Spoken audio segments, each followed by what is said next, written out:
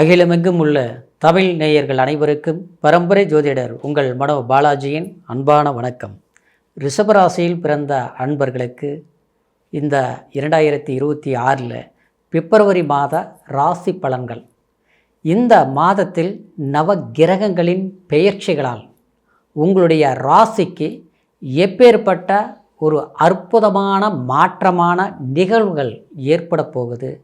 இதனால் உங்களுடைய தொழில், குடும்பம், பொருளாதாரம், பண வரவு சார்ந்த ஒரு முன்னேற்றமான நிகழ்வுகள் ஏற்படக்கூடிய காலகட்டம் இந்த பிப்ரவரி மாத சூழ்நிலை எப்படி இருக்கும் அப்படிங்கிறத பற்றி தாங்க இந்த பதிவில் இப்போ நம்ம பார்க்க போகிறோமுங்க. ஃபஸ்ட் டைம் பார்க்குறவங்களா இருந்தீங்கன்னா சப்ஸ்கிரைப் பண்ணி பெல் பட்டன் அழுத்தி ஆல் ஆப்ஷன் கொடுங்க. ரிஷபம் எப்படி வேணாலும் இருந்தால் பரவாயில்ல அப்படின்னு நினைக்கக்கூடிய ராசி கிடையாது. இப்படித்தான் இருக்கணும், இப்படித்தான் வாழணும், இந்த மாதிரி தான் நம்மளுடைய வாழ்க்கையை வாழ்ந்து காட்டணும் அப்படின்னு ஒரு ரசனையோடு வாழக்கூடிய ராசி ரிஷபராசி. உழைக்க தெரியும், ஏமாற்ற தெரியாது, அடுத்தவங்களை மதிக்க தெரியும், ஆனால் கஷ்டப்படுத்த தெரியாது. இன்னும் குறிப்பாக நீங்கள் ஒரு இலக்கை நினச்சிட்டிங்கன்னா அதை அடையாமல் விட மாட்டீங்க.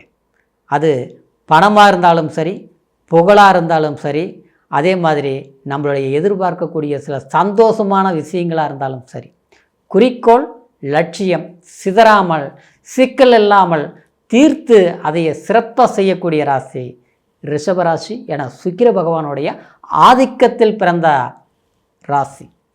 அப்பேற்பட்ட ராசி இப்போது சமீப காலங்கள் உங்களுடைய சூழ்நிலை சந்தர்ப்பங்கள் ஒரு சில வாய்ப்புகள் ஏற்படுது, நன்மைகள் உண்டானது. ஆனால் அது முழுமையாக செய்து முடிக்க முடியல.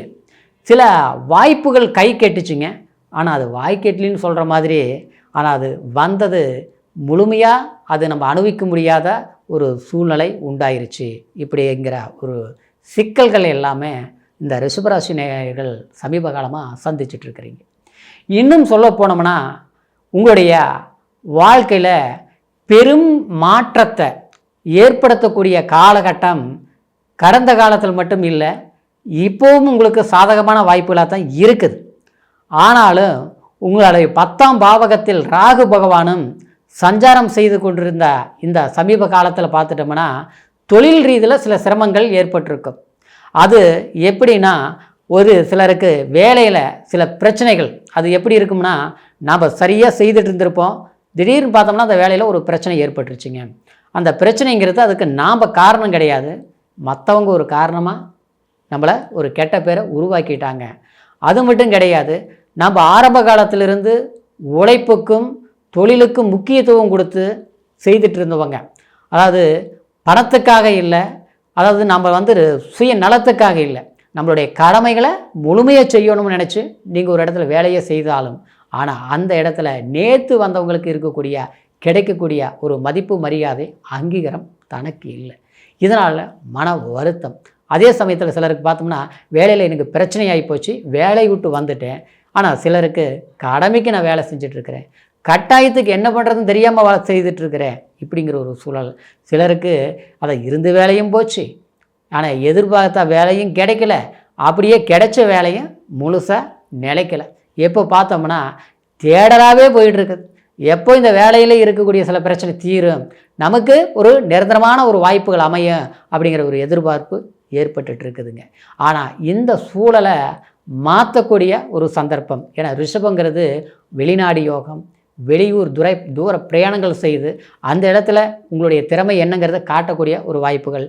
இதுக்கு முன்னால் எல்லாமே கிடைச்சது, எல்லாமே வந்தது, ஆனால் எல்லாமே அடுத்தவங்களுக்கு பயன்படுற மாதிரி தான் இருந்ததை தவிர தனக்கு சாதகமாக அமையலை.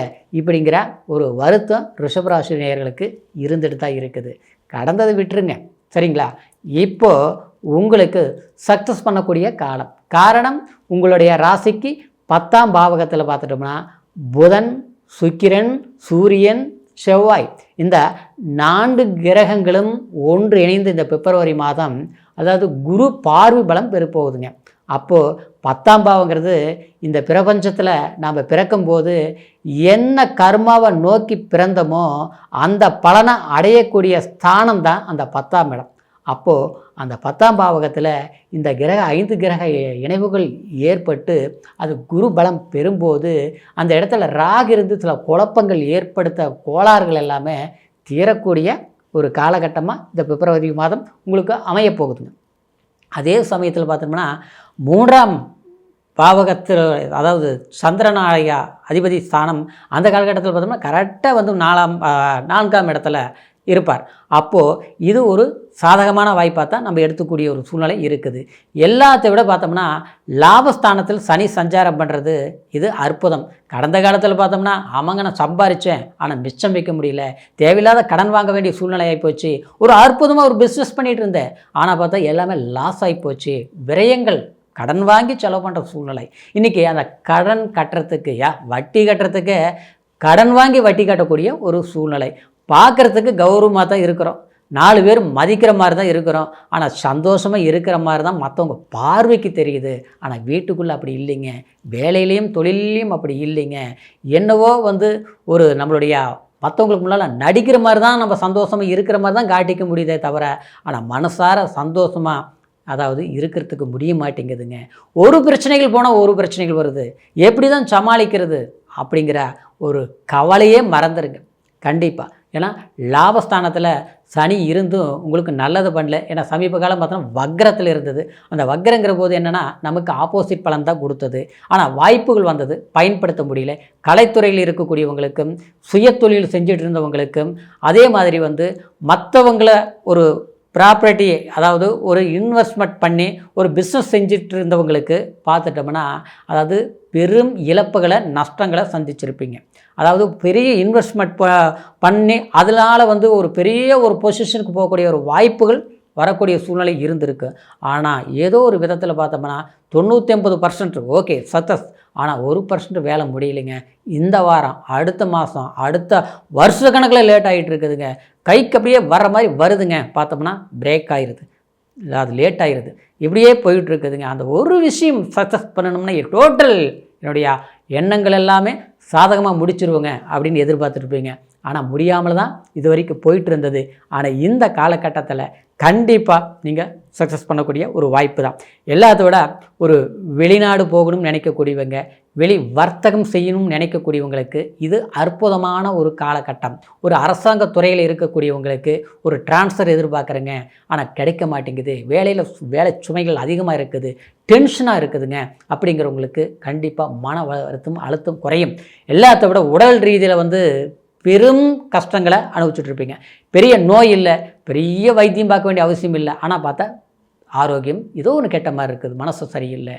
வெற்ற பிள்ளைகள்னாலேயும் குழந்தைகள்னால ஏற்பட்ட சிறு சிறு பாதிப்புகள் என் மனசை பெரும் கஷ்டத்தை கொடுத்துருச்சு. பாசத்துக்காக ஏங்கக்கூடிய ஒரு சூழ்நிலை ஆகிப்போச்சு. என்ன செய்கிறதுன்னு தெரியல, ஏது பண்ணுறதுன்னு தெரியல, ஒரு மனக்குழப்பமாக இருக்குது அப்படின்னு சொல்லக்கூடிய ரிஷபராசி அன்பர்களுக்கு இந்த பிப்ரவரி மாதம் உங்களுடைய வாழ்க்கையிலையும் உங்களுடைய செயல்பாட்டிலையும் நீங்கள் எதிர்பார்க்கக்கூடிய சில நல்ல விஷயங்களையும் நீங்கள் சாதகமாக செய்து முடிச்சிருவீங்க. எதிர்பார்த்த விஷயம் மட்டும் கிடையாது, எதிர்பாராமல் ஒரு சில நன்மைகள் உங்களுக்கு திடீர் ஒரு யோகங்கள் ஏற்படக்கூடிய ஒரு காலகட்டமாக அமையப்போகுதுங்க.